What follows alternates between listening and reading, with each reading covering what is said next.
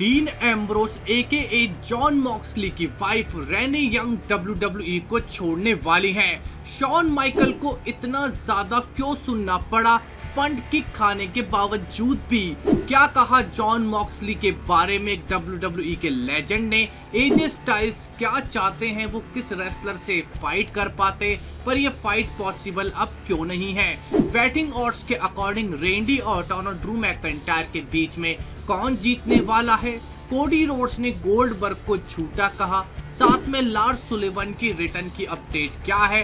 Roman Reigns और Brock Lesnar की return update पे एक बड़ी अपडेट सामने आई है। और साथ में सेथ रोलिंस ने क्यों कहा कि मैं डोमिनिक के साथ शुरू से ही बहुत ज्यादा एग्रेसिव रहा। होगा दोस्तों इस वीडियो में रिवील। मेरा नाम है नितिश वशिष्ठ एंड आप देख रहे हैं WWE हिंदी एम्पायर चैनल। सबसे पहले दोस्तों बात करते हैं इस वीडियो में रेने यंग के बारे में। दोस्तों इनको लेके एक रिपोर्ट आई है कि ये WWE को छोड़ के जाने वाली हैं। इन्होंने एक हफ्ते पहले ही WWE को नोटिस दे दिया है और कह दिया है कि मैं WWE को छोड़ना चाहती हूँ। रेने यंग ने WWE मंडे नाइट रॉ पे कमेंटेटर से लेके बैक स्टेज कई सारे WWE में रोल अदा करे हैं और अब शायद उनका टाइम आ चुका है कि वो WWE को छोड़ के AEW को ज्वाइन करने वाली हैं, जहां पे उनके husband John Moxley aka Dean Ambrose भी एज ए रेसलर परफॉर्म करते हैं।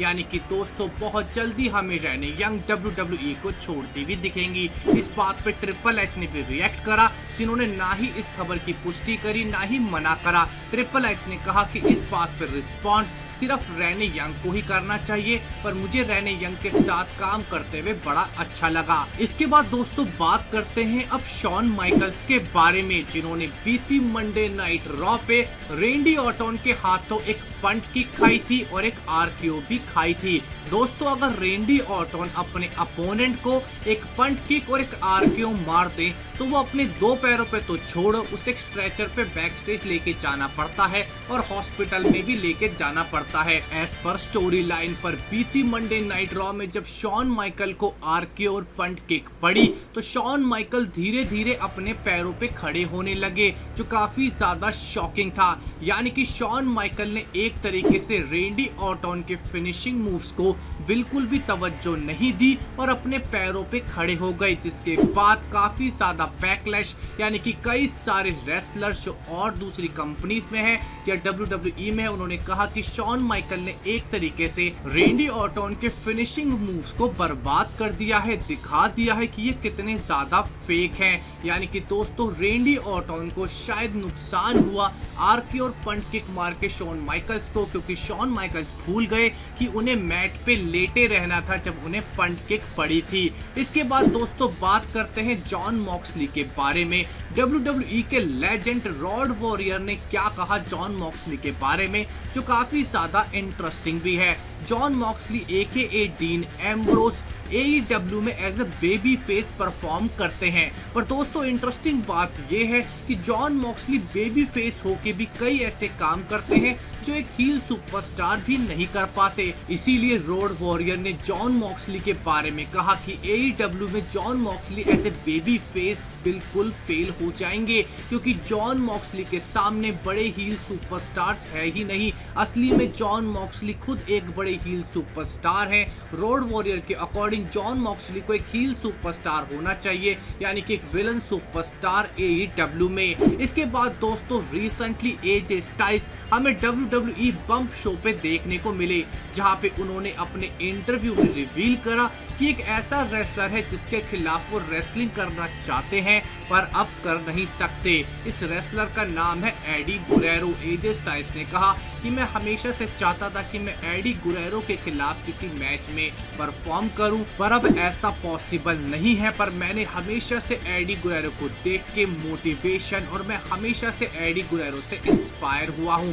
यानी कि दोस्तों अगर आज एडी गुरेरो जिंदा होते तो शायद हमें AJ Styles versus Eddie Guerrero का एक 5 स्टार मैच भी देखने को मिलता। इसके बाद दोस्तों समर स्लैम 2020 के बैटिंग ऑड्स ड्रू मैकइंटायर और रेंडी ऑर्टन के बीच में बुरी तरीके से बदल चुके हैं। पहले के बैटिंग ऑड्स कह रहे थे कि ड्रू मैकइंटायर रेंडी ऑर्टन को हरा के अपनी चैंपियनशिप को रिटेन कर लेंगे, पर दोस्तों रिसेंटली बैटिंग ऑड्स में इतना बड़ा फेरबदल आया है कि ये मैच अब एक तरफा लग रहा है। एक तरफा इतना ज्यादा दोस्तों कि 78% चांसेस हैं कि रेंडी ऑर्टन ड्रू मैकइंटायर को हरा के नए WWE चैंपियन बन जाएंगे। सट्टेबाजों की पसंद अब रेंडी ऑर्टन है। ज्यादातर दोस्तों आखिरी के बैटिंग ऑड्स हमेशा से सही साबित होते हैं, क्योंकि सट्टेबाजों के कई सोर्सेस होते हैं जिन्हें पता होता है कौन सा सुपरस्टार चैंपियनशिप जीतने वाला है। इसके बाद दोस्तों AEW के कोडी रोड्स ने बिल गोल्डबर्ग के बारे में क्या कहा। दोस्तों अभी कुछ ऐसे रूमर्स आए थे कि WWE के गोल्डबर्ग को AEW लेना चाहता था। टोनी खान और गोल्डबर्ग के बीच में कॉन्ट्रैक्ट नेगोशिएशंस भी हुए थे जो पैसों की वजह से पूरा नहीं हो पाया। टोनी खान AEW के मालिक चाहते थे कि बिल गोल्डबर्ग अपनी WCW की स्ट्रीक को AEW में भी परफॉर्म करें, पर दोस्तों कोडी रोड्स ने कहा कि AEW ने कभी भी गोल्डबर्ग को कांटेक्ट तक नहीं करा, तो कॉन्ट्रैक्ट देने की तो बात ही नहीं है। यानी कि कोडी रोड्स के अकॉर्डिंग गोल्डबर्ग भी झूठ बोल रहे हैं, जिन्होंने साल 2019 में कहा था कि AEW और उनके बीच में बातचीत चल रही है। शायद गोल्डबर्ग ने WWE से एक बड़ी डील निकलवाने के चक्कर में ये सब कहा होगा। इसके बाद दोस्तों बात करते हैं लार्स सुलेवन की, जो पिछले कई टाइम से इंजरी के कारण WWE से दूर हैं, जिनकी इंजरी ठीक भी हो गई थी, पर इस महामारी के चलते लार्स सुलेवन को WWE ने टीवी पे रिकॉल नहीं करा। पर दोस्तों लार्स सुलेवन के ऊपर एक बड़ी अपडेट आई है कि रिसेंटली उनकी कुछ ट्रेनिंग वीडियोस वायरल हुई हैं सोशल मीडिया पे, जहां पे वो काफी मेहनत कर रहे हैं। अब दोस्तों ये बात बिल्कुल कंफर्म हो चुकी है कि WWE लार्स सुलेवन की बेहद जल्दी हमें रिटर्न करवाती हुई दिखेगी, और ये दोस्तों स्मैकडाउन के ब्रांड पे होने वाला है। यानी कि दोस्तों हमें लार्स सुलेवन जैसा बड़ा हील सुपरस्टार अब स्मैकडाउन के ब्रांड पे देखने को मिलेगा, जो शायद तबाही मचाने आ रहा है। इसके बाद दोस्तों रिसेंटली हमने आपको एक अपडेट दी थी कि WWE थंडरडोम की वजह से एमवे सेंटर पे पहुंचने की वजह से WWE ने कांटेक्ट करा है रोमन रेंस और ब्रॉक लेसनर से, ताकि उनकी रिटर्न करवाई जा सके। रूमर्स के अकॉर्डिंग दोस्तों ब्रॉक लेसनर की तरफ से अभी तक WWE को कोई भी रिस्पांस रिसीव नहीं हुआ है उनकी रिटर्न को लेके। यानी कि दोस्तों ब्रॉक लेसनर की रिटर्न अपडेट अभी अंधेर में जा चुकी है, पर रूमर्स के अकॉर्डिंग रोमन रेंस का रिस्पांस पॉजिटिव है। रोमन रेंस ने WWE से कोविड-19 के सेफ्टी मेजर्स के ऊपर कई क्वेश्चंस पूछे हैं, जिसके बाद वो फैसला लेंगे कि उन्हें WWE में लौटना है या नहीं लौटना। इसके बाद दोस्तों बात करते हैं सेथ रोलिंग्स के बारे में। समर स्लैम 2020 पे सेथ रोलिंग्स के अपोनेंट है young Dominik Mysterio. Seth Rawlings ने रिवील करा कि आखिर वो डोमिनिक के खिलाफ इतने ज्यादा एग्रेसिव क्यों रहे हैं, जिस वजह से उन्होंने 30 कैंडोस्टिक्स डोमिनिक के पेट, सीने और छाती, कमर हर जगह चढ़ दी थी। सेथ रोलिंग्स का कहना है कि डोमिनिक मिस्टीरियो को एक बड़ा मैच चाहिए था समर स्लैम 2020 पे, जिस वजह से उन्होंने शुरू से डिसाइड कर लिया था कि अगर तुम्हें WWE में आना है और इतना बड़ा मैच समर स्लैम पे ही खेलना है, तो डोमिनिक मिस्टीरियो मैं तुम्हें बख्शूंगा नहीं। सेथ रोलिंग्स का कहना है इससे क्या फर्क पड़ता है कि ये डोमिनिक मिस्टीरियो का पहला मैच है या वो रे मिस्टीरियो के बेटे हैं, मैं अपने आप को बिल्कुल भी रोकूंगा नहीं, और मैं जितना एग्रेसिव अभी हूँ इतना ही एग्रेसिव मैं समर स्लैम 2020 पे भी रहूंगा। यानी कि दोस्तों ये बिल्कुल साफ है कि सेथ रोलिंग्स पूरी तरीके से एग्रेसिव रूप अपनाने वाले हैं डोमिनिक मिस्टीरियो के खिलाफ समर स्लैम 2020 पे।